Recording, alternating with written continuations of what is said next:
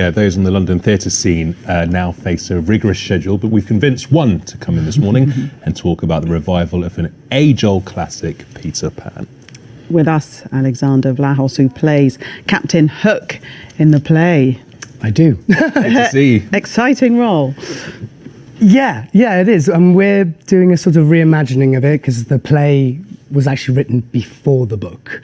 And I think Captain Hook especially gets a bad rep, gets portrayed quite Disneyfied in the most recent sort of versions, the sort of twizzling moustache and the sort of the red and the dark Charles-esque sort of curly wig. But I'm not doing the twizzling moustache. How true is this to the original? Very true. It's the original text, but we are updating it and setting it in 2018. So The Darlings is 2018. We're using iPhones. There's a cheap gag in there about Siri.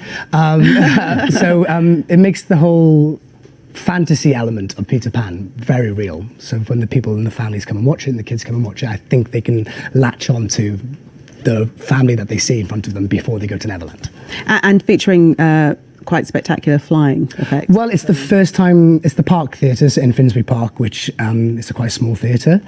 Normally, Peter Pan, well, you can't have Peter Pan without flying. Normally, you would fly them out over the stalls in a big Pross-Arch theatre, but it's a very small theatre. So they built a brand new rig, a new lighting rig, specifically for Peter and Wendy's flying. So it's going to be very magical. You're probably best known for the part that you played in the production Versailles. I mean, how different is it? How much of a change was it going from a huge, big singing, dancing, production like that, and then moving into the theatre? Was it a huge change for you? Not really. Theatre's where my heart is. I trained in drama school, and you train specifically for the stage. TV sort of comes as a bonus to that. I did 4 years living in Paris playing that role. But every time the season finished, I would go straight back to stage. So I played Romeo over the summer, and Captain Hook was there on a plate, and I jumped at it. That's quite a gear change, isn't it? Going from Romeo to Captain Hook. That's why I quite liked it. They would have approached you while you were playing Romeo. While I was playing Romeo, I was on stage, clean-shaven, 17-year-old boy, and then, do you want to play Captain Hook?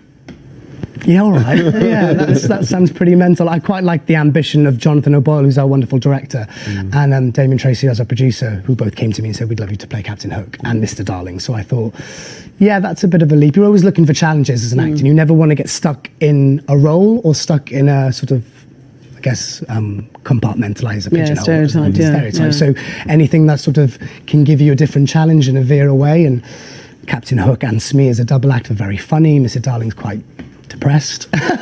So it's a big change from the Romeo and the heartache and the love. And the most challenging thing about projecting and becoming Captain Hook for you?